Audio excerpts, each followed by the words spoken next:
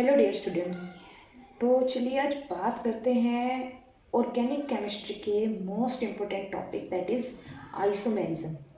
Isomerism के बारे में आज हम इस वीडियो में पढ़ेंगे प्रॉपरली और बहुत ही सिंपल और इजी वे में हम इसको कवर अप करेंगे। तो चलिए बिना किसी देरी के शुरू करते हैं। मैं आप सबको बता दूं कि इनऑर्गेनिक केमिस्ट्री के अंदर जब भी हम कोई मोलिकुलर फॉर्मूला हम स्टडी करते हैं तो वो मोलिकुलर फॉर्मूला रिप्रेजेंट करता है ओनली वन कंपाउंड को। फॉर एग्जांपल मैं यहाँ पर एग्जांपल ले रही हूँ सल्फ्यूरिक एसिड का। ठीक है, सल्फ्यूरिक एसिड का मोलिकुलर फॉर्मूला होता है H2SO4।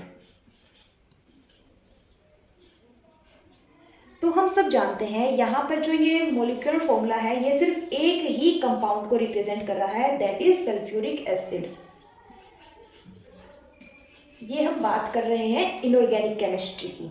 ठीक है, but in case of organic chemistry, organic chemistry के अंदर क्या होता है, जब भी हम किसी मोलिकुलर फॉर्मूले को स्टडी करते हैं तो वो मोलिकुलर फॉर्मूला रिप्रेजेंट करता है टू और मोर डिफरेंट कंपाउंड्स। टू और मोर डिफरेंट कंपाउंड को एक ही मोलिकुलर फॉर्मूला रिप्रेजेंट करता है किसके अंदर, ऑर्गेनिक केमिस्ट्री के अंदर। ऐसा क्यों होता है ये हम पढ़ेंगे आज की इस वीडियो में। Is that clear? Because organic compound, जो ऑर्गेनिक कंपाउंड्स होते हैं उनके अंदर क्या होता है, same carbon atom can be arranged in several ways to give different structures.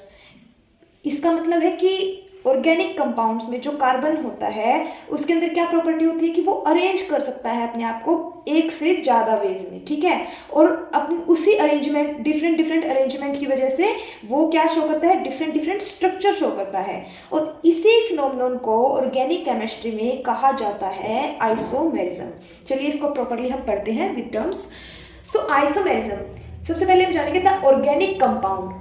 The organic compound having same molecular formula।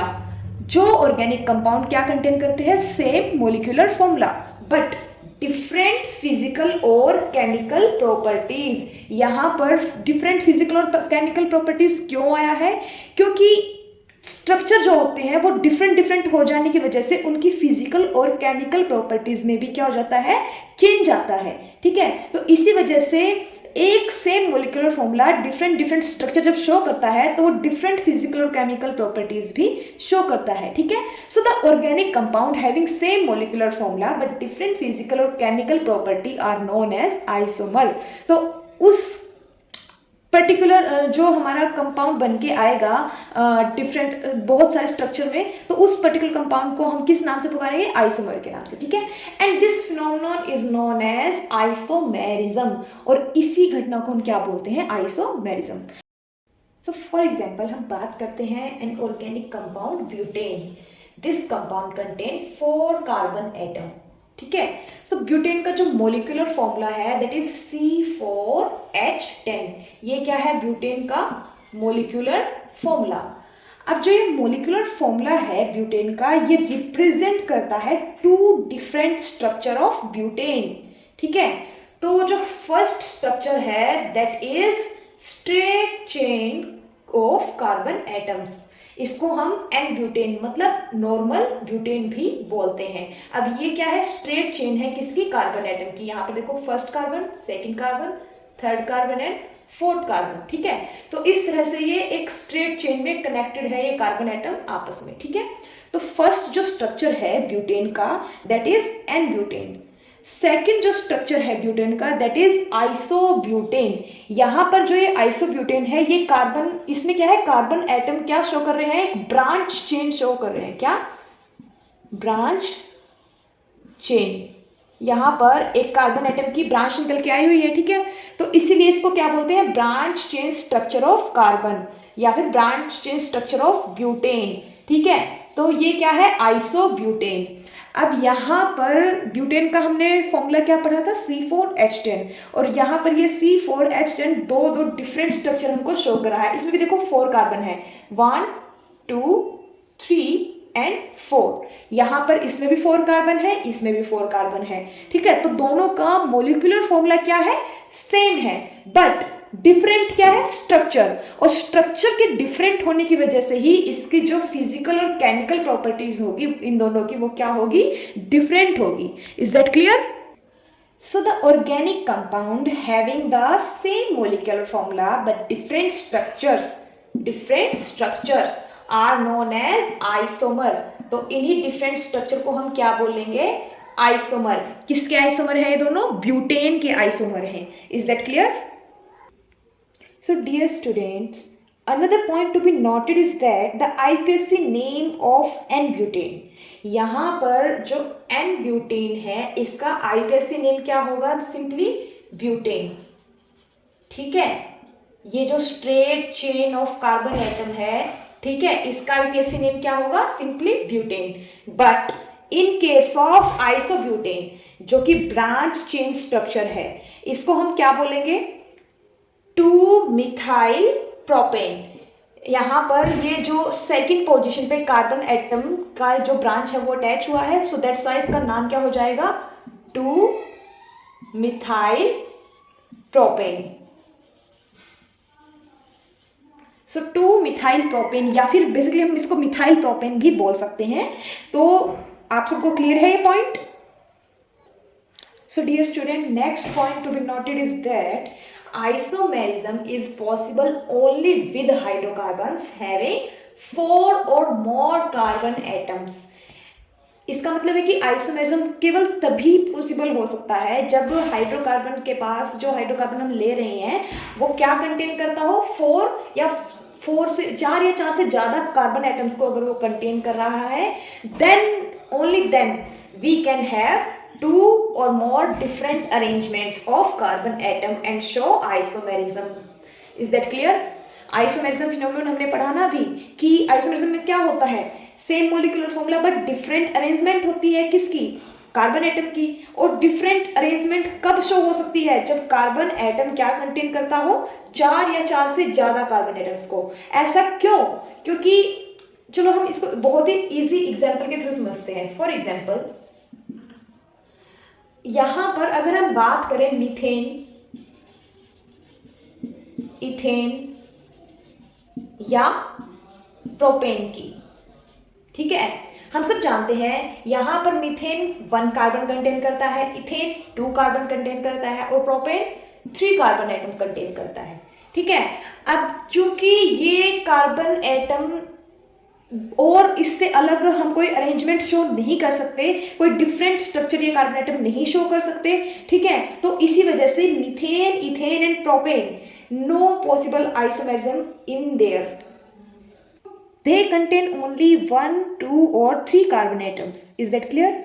So that's why it is not possible to have different arrangement of carbon atom in methane, ethane or propane. और इससे पहले structure में हम अभी पढ़ के आए हैं 2 isomerism of the compound butane are possible. तो ब्यूटेन कंपाउंड में हमने एग्जाम्पल में पढ़ा था ना, ब्यूटेन कंपाउंड के 2 आइसोमर होते हैं। ठीक है, first is normal butane, it means n butane, and second is isobutane, जिसका आईपीएससी नेम क्या पढ़ा था हमने, मिथाइल प्रोपेन या फिर 2 मिथाइल प्रोपेन। यहां पर सबको क्लियर है आइसोमेरिज्म? यहाँ पर आप देख सकते हैं ब्यूटेन के अलावा बहुत सारे एग्जाम्पल हैं आइसोमेरिज्म फिनोमेनन के जो आइसोमर शो करते हैं। फॉर एग्जांपल हमने जैसे ब्यूटेन में तो हमने पहले ही पढ़ लिया था, ब्यूटेन में क्या होता है C4H10 जो 2 आइसोमर मैंने आपको एग्जाम्पल में बनाकर दिखाए थे अभी। ठीक है, पेंटेन में क्या होता है C5H10 हैव 3 आइसोमर, तो पेंटेन 3 आइसोमर स्ट्रक्चर शो करता है। ठीक है, and hexane C6H14 have 5 isomer, तो 5 कंपाउंड्स को शो करता है हेक्सेन। ठीक है, heptane C7H16 have 9 isomer structure, and decane C10H22 have 75 isomer structure. Is that clear? चलिए हम एक बार पेंटेन का और एग्जाम्पल हम ले लेते हैं, पेंटेन की और स्ट्रक्चर मैं आपको एक और बना के दिखा देती हूँ। पेंटेन का एक स्ट्रक्चर है नॉर्मल पेंटेन, ठीक है, इसको हम बोलते हैं एन पेंटेन, जैसे हमने ब्यूटेन में पढ़ा था ना एन ब्यूटेन, नॉर्मल ब्यूटेन। तो ये हमारा स्ट्रेट चेन स्ट्रक्चर है किसका, पेंटेन का। पहला स्ट्रक्चर हो गया, यहां पर ये दूसरा स्ट्रक्चर है, 1 2 3 4 5 कार्बन एटम है, ठीक है। और यहाँ पर फिफ्थ जो कार्बन एटम है, यहाँ पर ये ब्रांच शो कर रहा है, ठीक है। इसको हम बोलते हैं आइसोपेंटेन। और थर्ड जो स्ट्रक्चर है वो कुछ इस प्रकार है। एक ब्रांच कार्बन के ऊपर आ जाएगी और एक यहाँ पर नीचे, ठीक है। तो इसको बोलते हैं नियोपेंटेन। तो ये नियोपेंटेन है, ठीक है। यहाँ पर एक बार मैं और लिख देती हूँ, नियोपेंटेन। तो यहाँ पर कार्बन एटम की 2 ब्रांच निकल आती है, एक ऊपर एक नीचे। तो ये नियोपेंटेन का थर्ड आइसोमर है, सॉरी पेंटेन का थर्ड आइसोमर है नियोपेंटेन। तो चलिए कुछ सैम्पल प्रॉब्लम हम सॉल्व कर लेते हैं आइसोमेरिज्म के टॉपिक पर। First question is, how many structural isomer are possible for pentane. Pentane के लिए कितने स्ट्रक्चरल आइसोमर पॉसिबल हो सकते हैं। तो हम सब जानते हैं C5H12 दैट इज पेंटेन। और अभी अभी हमने ये प्रॉब्लम सॉल्व की थी पेंटेन की। कितने आइसोमर बनाए थे हमने, 3 structural isomer are possible for pentane. First one is N-pentane, normal pentane जो मैंने अभी बनाया था. Second is isopentane and third is neopentane. Isopentane का IUPAC नेम होगा 2-methylbutane and neopentane का IUPAC नेम होगा 2,2-dimethylpropane. ठीक है. Second question है, write the structural formula of any 2 isomer of hexane C6H14 other than n hexane. यानी कि straight chain या नॉर्मल हेक्सेन से अलग कोई 2 स्ट्रक्चर बनाने हैं, ठीक है, किसके, हेक्सेन के। चलिए बनाते हैं। First 1 2 3 4 5 and 6। यहाँ पर हमने पहला स्ट्रक्चर बना दिया है। हाइड्रोजन के रिक्वायरमेंट को हम यहाँ पे कंप्लीट कर देते हैं, sorry CH, CH2, CH3, CH3, 1 2 3 4 5 6। तो यहाँ पे थर्ड कार्बन पे हमने एक और carbon branch carbon atom attach कर दिया है। तो इसका IUPAC नेम होगा 3-methyl